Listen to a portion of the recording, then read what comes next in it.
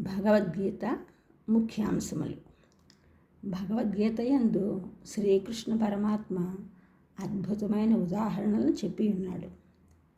తామరాకు నీటి యందు ఉన్నను నీరుకు అంటనట్లు ఎవడు సర్వకర్మలను మరియు ఫలమును భగవంతునికి అర్పించి సంగమము లేకుండా చేయువానికి కర్మల యొక్క ఫలము వానికి అంటదు.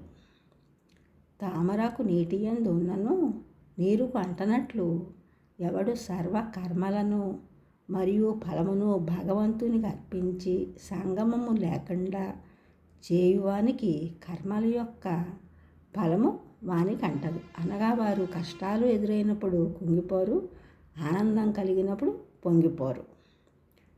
దారమునందు పూసలు గుచ్చబడి ఒక మాలగా తయారైనట్లు సమస్త ప్రపంచము భగవంతుని యందే నిక్షిప్తమై ఉన్నది.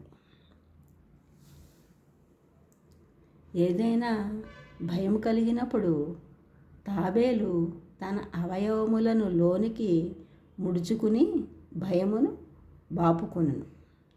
అటులనే స్థితప్రజ్ఞుడు తన ఇంద్రియములను సంయమమున గావించుకొని ఆనందమును అనుభవించును.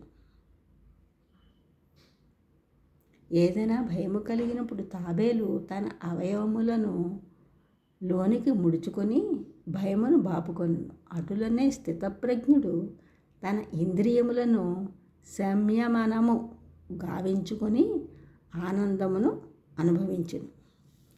పొగచేత అగ్ని, మురికి చేత అద్దము, మావి చేత శిశువు కప్పబడినట్లు కోరికలనే మురికి చేత ఆత్మజ్ఞానము కప్పబడి ఉన్నది.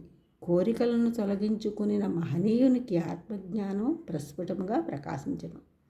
పొగచేత అగ్ని, మురికి చేత అద్దము, మావి చేత శిశువు కప్పబడినట్లు కోరికలనే మురికి చేత ఆత్మజ్ఞానము కప్పబడి ఉన్నది.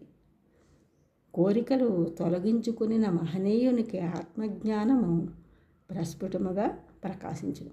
ఈ ఛానల్ చూసిన అందరూ కూడా సబ్స్క్రైబ్ చేయండి, షేర్ చేయండి, లైక్ చేయండి, కామెంట్ చేయండి. సబ్స్క్రైబ్ చేసిన అందరూ కూడా కృతజ్ఞతలు, షేర్ చేసిన, లైక్ చేసిన, కామెంట్ చేసిన అందరికీ కూడా ధన్యవాదములు.